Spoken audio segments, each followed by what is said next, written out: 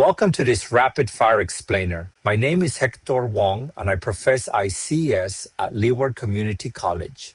My office is located at the Waianae Moku Satellite Campus. Come visit. And we've got just under 4 minutes and 28 seconds to conquer the display troubleshooting funnel. So whether you're sitting in my Leeward Community College ICS class, or you're just at home staring at a broken monitor, you're absolutely in the right place. Let's get right into it. Okay, why is my screen completely black? We've all been there, right? The totally dreaded no signal pops up and instant panic sets in. You immediately start thinking, oh no, did my extremely expensive graphics card just fry?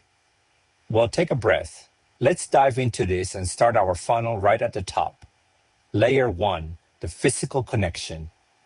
I always call this the no shame IT rule. Listen, I know it sounds a little patronizing, but honestly, a loose cable or a monitor that's just simply unplugged is almost always the culprit. Do not overlook it.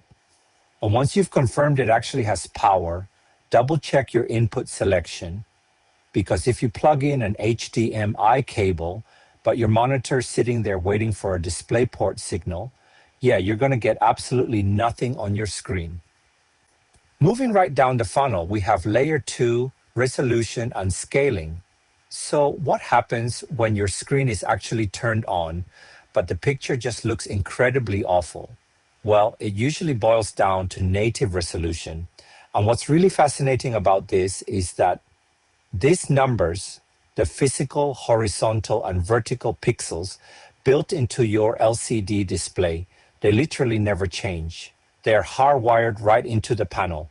If you match your operating system to that native resolution, boom, you get incredibly crisp, clear text. But if you try to force the OS into a non-native resolution, the monitor essentially has to guess how to display it. And that leaves you staring at a blurry, distorted, total headache-inducing mess. But wait, what if you just bought this massive 4K monitor and the native resolution makes all your desktop icons ridiculously tiny? Well, whatever you do, do not lower the resolution. That completely ruins the Christmas. Instead, use OS scaling hacks. Bumping your system scale up to 200% maintains that beautiful native 4K resolution, but it increases the interface size so you can, actually read it. Going a bit deeper now, layer 3, visual and audio settings. This is your go-to layer when your screen is way too dim, the colors look totally bizarre, or your speakers are just dead silent. Let's rapid fire through this checklist. First, always check basic brightness and your laptop's auto-dimming features. If your colors look overly blue or completely washed out, just hit that factory reset option. Oh, and a huge warning here for any graphic designers, definitely check your OS night mode. It's great for filtering blue light, but it severely skews color accuracy. Finally, if you're sending video over HDMI, you have to make sure your operating system is actually configured to send the audio out through that exact same HDMI port. Shifting gears for just a second, let's look at layer 4, projectors and extreme heat.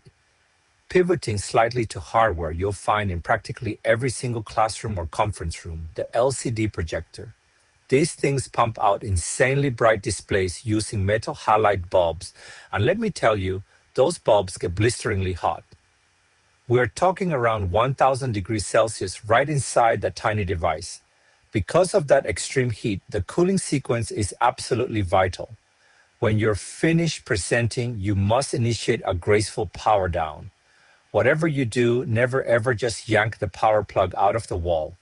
The light will turn off, but those internal fans need to keep running to safely cool down that super expensive bulb. Oh, and keep the dust filters clean too, so the cool air can actually get through. And finally, we've hit the bottom of the funnel, layer 5, screen artifacts and failures. This is where we figure out if we're dealing with a temporary software glitch or a permanent hardware death. Have you ever seen the ghost of an old image just kind of stuck on your screen? That right there is burn-in or image sticking. And this brilliantly illustrates exactly why modern monitors use pixel shift to prevent that kind of static wear. Now, if you do get image sticking, sometimes just displaying a pure bright white screen overnight can snap those pixels back into place and fix it. But then there's the dead pixel, a permanently black pixel caused by a manufacturing defect directly on the LCD panel. And sadly, no amount of cable swapping is going to fix this one. But hey, before you get angry and throw the whole monitor in the trash, wipe the screen. Seriously, make absolutely sure it isn't just a literal speck of dirt first. You'd be surprised. Now, if your screen is flashing, flickering, or showing these huge random blocks, we need to isolate the problem. Start by tightening or just replacing your cables. Next, hit F8 while booting up to get into Windows VGA mode. It's a generic mode that works with practically anything. From there, try disabling video card hardware acceleration just to rule out any bad drivers. And if you notice exactly half the screen is totally dark, well, you likely have a broken internal backlight. So, to wrap this all up, definitely use test patterns to evaluate your screen's sharpness and color, test your cables, play around with your OS scaling, but ultimately, you have to accept reality. You literally cannot undo a dead pixel, which really leaves just one big question for your next major IT hurdle. When your display inevitably flickers tomorrow, will you be miraculously saved by the no-shame IT rule, or are you staring straight down the barrel of permanent hardware failure? Keep troubleshooting, and I will catch you in the next explainer.